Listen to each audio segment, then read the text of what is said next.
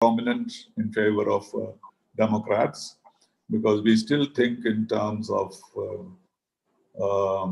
Kennedy and Clinton and Barack Obama, some kind of a romantic attachment to Republicans. Even Kennedy's wife was such a great heroine here, and Obama's wife is almost becoming like that in India. And therefore, we have this attachment with the Democrats. And Hillary's case, 80% of the Indians voted for Hillary Clinton. But something seems to have happened in these 4 years. As the Indians became more prosperous, richer, and more influential, they started seeing some benefits in the Republican Party's approach to the internal situation, the taxation, the abortion, various other things. So a section of the Indian community started moving towards the Republican Party. And now I believe the trend is reversing after the initial surge towards the Republican Party. I don't know if these figures are right, but this is the impression that one gets. And that is where the link with India comes. India has always enjoyed the bipartisan support of the United States all through. I'm not ignoring the fact that we had a bad relationship at a certain time. We were an estranged democracy. And now we are only an engaged democracy, and we have to become an embracing democracy one day. And that is the way we would like it to go. But it has not gone like that. There are various reasons for it. And there have been occasions when, it is often India-US relations are often compared to a slide, which goes up and down and without any conclusion. And that has gone on. But during all this period, I think it was not a political difference. It was not the Democrats did not like us or Republicans did not like us. These feelings were bipartisan. When it was good, it was bipartisan. When it was bad, it was bipartisan. There was nothing to choose between them. What happened during Trump's days was we were, of course, quite shaken when Trump was elected. But Narendra Modi, with his tremendous amount of diplomatic skills and political skills and his understanding of the world, he was able to very quickly, by 2017, he already made his visit to the United States. He made some adjustments because the only way he could reach the heart of President Trump was through buying weapons, which he did. And that was a quick way of reconciling with President Trump. But he got a mouthful about trade. He said that India was exploiting the United States, about $45 billion or something, as against $500 billion of China. But he said India was exploiting the United States, etc. But it was a bumpy road. But in those 4 years, there was a working arrangement between him and Mr. Modi. Of course, it was all, reached their heights during the Howdy Modi days and the Namaste Trump days and all that. But in between, there were always, just before he came to India, he said, no, I'm going to tell Indians off about trade. I'm going to declare war with them on trade, etc., etc. So he could not control his own words. The Twitter was too much of an attraction for him. So decision-making by tweets was a great embarrassment to many people. So we were also kept on tenterhooks, not that we were always comfortable with him. You never knew what he would say next. So he would kiss and kick alternately his friends and foes. And therefore, this was not a romantic relationship as we saw with Barack Obama, but a practical relationship, linked to give and take kind of a situation. But overall, nothing against India, certainly against Indians in the sense of immigration control, which was unacceptable to us, against our trade interests, yes, against us. But generally, politically, on Pakistan, on China, etc., he wanted to, of course, mediate, but he didn't openly support Pakistan as the previous American administrations had done. He took India's concerns into account while dealing with Afghanistan. and so many other things. There's no time to go into a full analysis about this. But so an impression has been generated in some of the Indian Americans that this relationship between Trump and Modi has benefited both countries, and therefore we must support its continuation. And that was a factor. And I believe this has affected about 10% of the Indian population. Of course, Indian votes are not decisive. It's only about a million votes. But apparently, in some of the decisive swing states, battleground states, etc., Indians have a role to play, but it will still not be decisive. But both sides are wooing the Indian community very much. I mean, Democrats more than anybody else, because they believe that the fact that Kamala Harris is there is an attraction for the Indians. It is an attraction for the Indians. They have been paying a lot of money to Kamala Harris's campaign. Overnight, Indians paid a lot of money. The Economist called the Indians in America the cash cow of the politicians in the United States. So that has proved right again. And they have not put any conditions or anything like that. There is some hesitation about Kamala Harris's positions on Pakistan or Article 370 and so on. But I'm not very bothered about it, because neither Bush nor Obama was great friend of India before they became presidents. Bush could not even remember the name of the Prime Minister of India. Imagine, as a candidate. So, and Obama was willing to vote against the nuclear deal. So neither of them was so friendly with India when they were not in power. But when they came to power, they realized the value of India and adjusted their personal predilections. And I think the same will happen to Biden and Kamala Harris also. And Kamala Harris' love for idlis and talking about his mother, her mother, and Chachi, and these also have made some amount of vibrations in the Indian community. So these are the factors that we have to take into account. This is going to be a unique election because of all these, because these are not things that are at play normally. Normally, it is the economy, it is the foreign policy, it is the opinion of the allies like NATO. These are the things that play. But here it is much more complex, and therefore we should certainly expect the unexpected, and at the same time rational in our approach to what is likely to happen. So thank you very much. I'll stop here, and if any points come up for discussion, I shall be happy to come back. Thank you, Arun. Thank you, everybody else. Thank you, Srinivas. It was an in-depth analysis of the unexpected may happen. That's it. And also the Trump, the president who didn't send his troops across the globe. And also whether there are other candidates other than Biden or Trump America can opt for. All those were good. Now I would like Yashwant Deshmukh, the psephologist friend of ours, who will speak about the opinion polls and the American elections, and whether the polls are off the target or the polls are in tandem with the exact results. Anyway, Yashwant has more to say on that. I wholeheartedly welcome my friend Yashwant Deshmukh, Managing Director of Seawater, and Founder Director.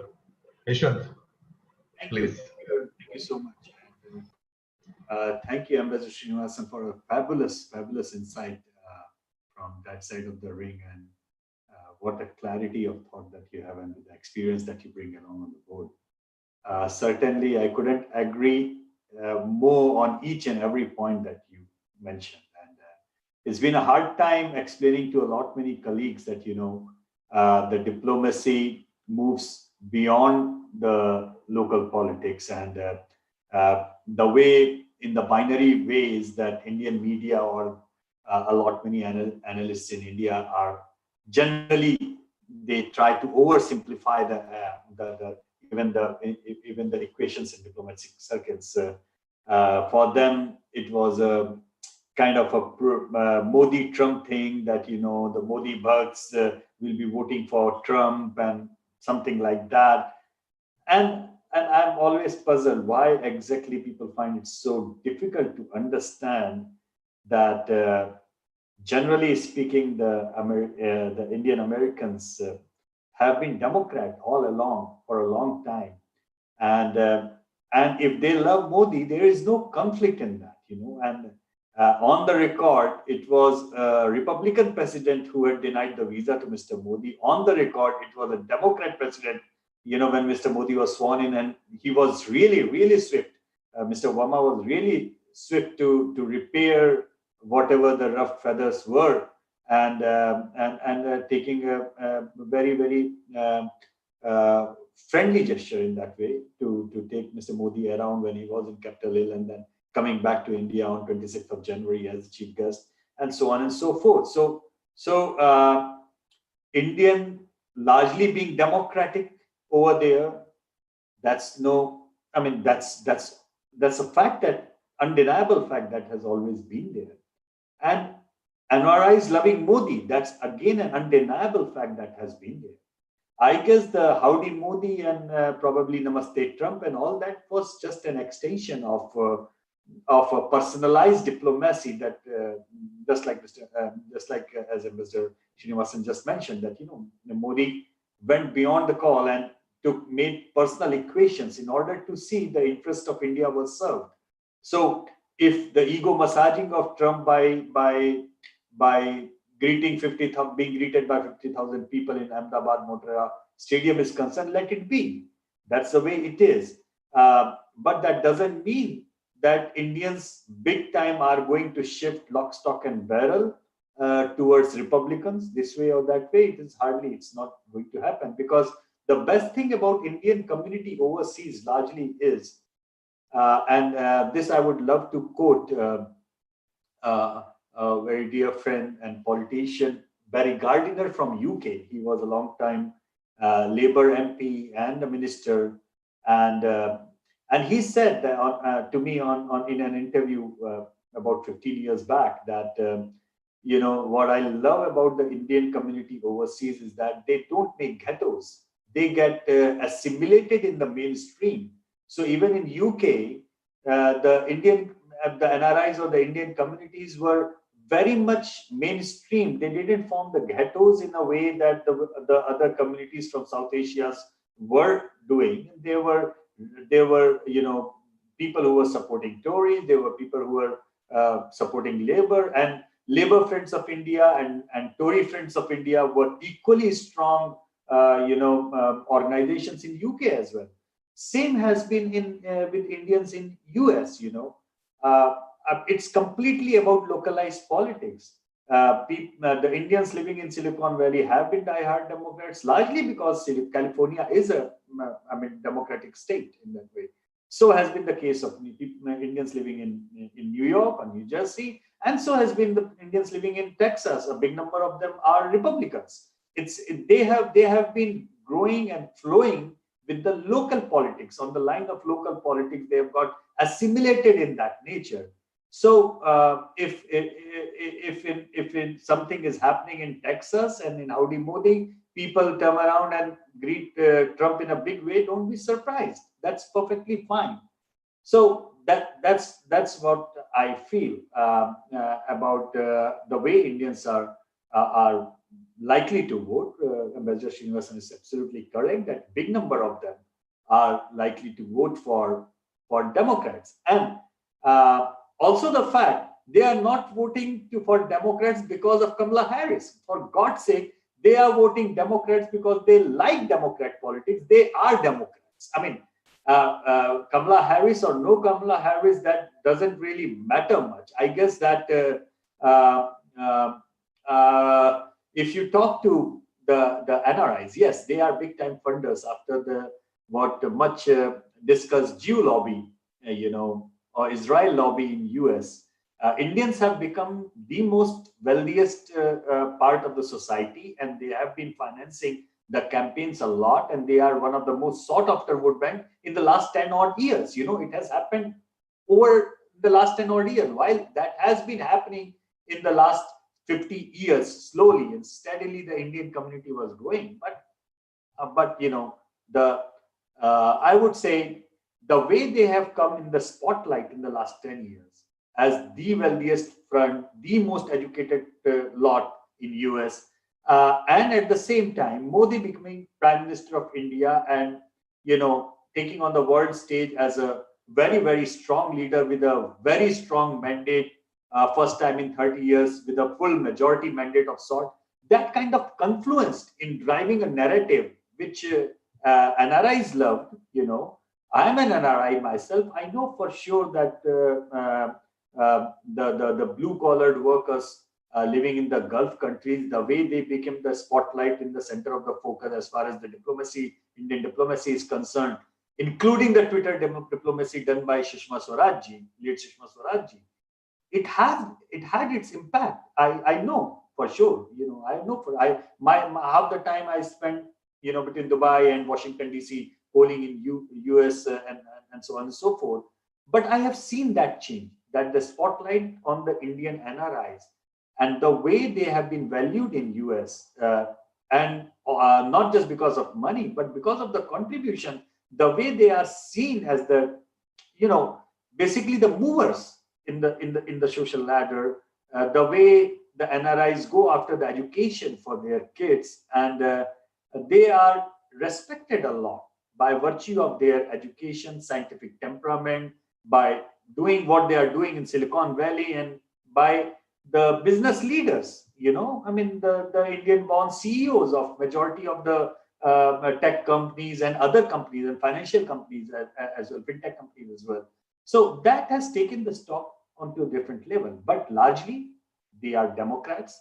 They are voting largely for Democrats, not because of Kamala Harris.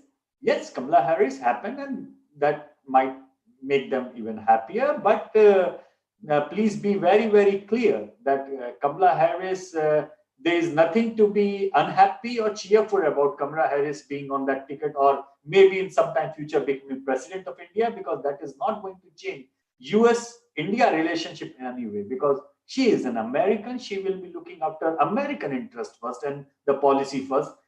She won't give a damn about how we feel about 370 or Kashmir or Pakistan.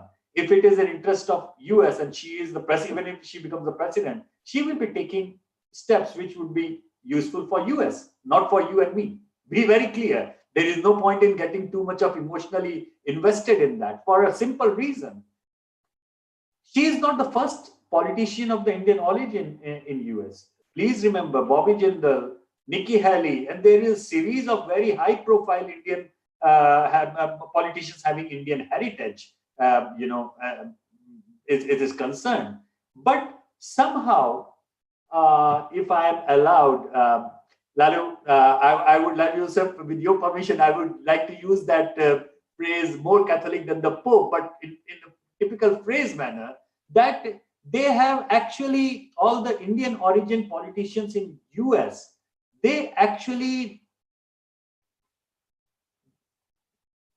on purpose try to be as away from their Indian heritage or roots as possible.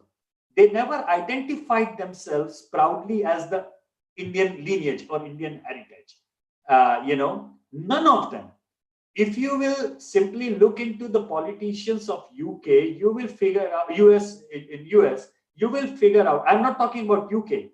UK, I will come back later, because UK is a different ball game than in US. In UK, the Indian politics and Indian voters, they have been influential for almost about 30, 40 years now. Slowly and steady, they have gained in stature.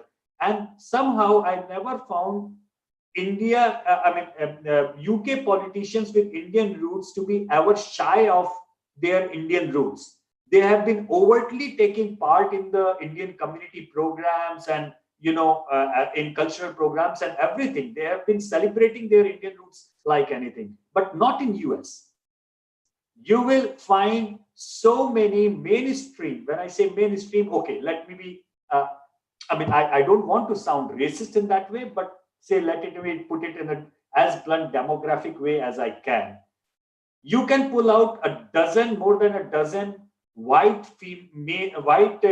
American politicians, male, female, whichever they come from. If they are having a sizable Indian electorate in their size, you will find them all throughout the year, plenty of the occasions where they have been greeting the Indian community, going to the temples, going to the gurdwaras, Heck, in Canada, if you just go up north, you have seen Justin Trudeau doing bhangra all along, all the way, just to be sure that he takes care of that electorate.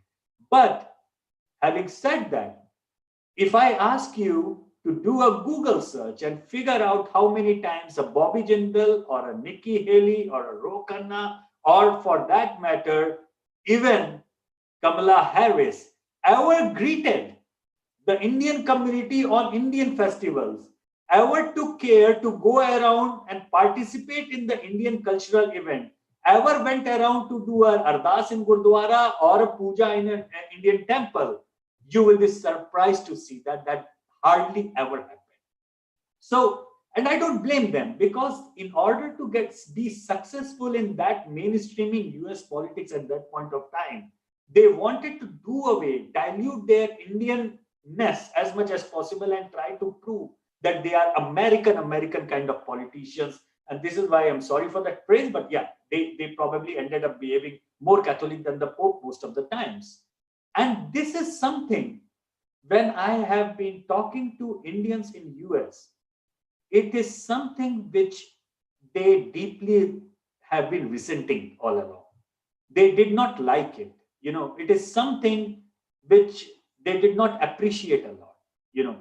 So today there are actually political action committees, as we call PAC. There are INPACs and other, which has non-partisan fundraiser events to support all the politicians with having Indian roots, regardless of which party they are contesting from. So there are non-partisan fundraisers are also happening over there. They help. But now they are being appreciated more in the last only about 5 or maybe 7, 8 years, I would say. Prior to that, it wasn't happening that way. Prior to that, the politicians, the first-gen Indian American politicians, actually did not care much about the Indian electorate or Indian-rooted electorate in the US. And same is the case here. Today, we have got a tweet of Kamala Harris giving a Navratri greetings. Just go ahead. I challenge you, do a Google search, go on her timeline, see how many times before today she ever greeted Indians on a Navratri. I challenge you. So this is where I'm coming from when I'm talking to people. And yes, people will vote for Democrat. The Indians will vote for Democrat. But please be very, very clear. They are voting Democrat because they are Democrat, not because Kamala Harris is on the ticket of Democrat. That would be demeaning the Indian voters in US, Indian origin voters, because they are assimilative. They are as per the local politics and their feeling. They are largely educated. And we know for sure that that there is a direct correlation in US of college education and the political choices. It is one of the democratic factors that everybody analyzes. More people with college degree tend to vote Democrats, and more people without college degree tend to vote Republicans. That's one of the major distinctive thing in demographics over there. So this is what the scenario is. Yeah. But coming back to the data which we are handling right now, yes, in our data, it's roughly about 10-point lead at the moment for Joe Biden. But is the game over? I doubt. 4 years back, those who have followed our tracker, some of you might have. We were the only one actually to call that Hillary Clinton might be winning the national vote, but it's Trump who might be winning the electoral college. And we were called out for that. We were doing polls for UPI, United Press International. And we are doing the back end again. Hopefully, before the elections are done, we would be releasing some of the poll in our own brand name as well. But when I was going through the data collected till yesterday before this presentation, I just wanted to figure out that is there something new which I would like to share with you. Few things are there. Unlike the rest of the media and the polls in US, I won't say this thing is over. Because 4 years back at this point of time, even Hillary Clinton in the poll she was leading by almost like 6 points at this point of time. Right now, the lead for Joe Biden is about 10 points. That's the difference. Yes, there is a 4-point gap, no doubt about that. But there are way too many things. And when you talk and look into American polls, you need to be extremely careful about it. Number one, unlike India, the registration of the voter is something which is on the onus of the voters. It's not something which, in India, like almost everybody who turns 18 is on the Election Commission's roll. It's not like that. So there is something called voting population, voting age population, VAP. And there is something called voting eligible population that excludes the non-state subjects and those who are maybe in jail and immigrants and other things like that, those who are allowed. And then there is something called RV, registered voter, that in that population, those who have actually registered to vote. And within the RV, there would be the fourth classification called LV, that is the likely voters. So all these, when you are looking into the polls of US, please be very careful while reading the polls. What exactly are they talking about? And between voting age population and likely voters, there is a huge gap of the things that may go right or go wrong for either of them. And now we are also looking at an unprecedented scale of early voting. That's what we are looking at because of coronavirus. A lot many states have turned complete postal ballot. Earlier it used to be only 3.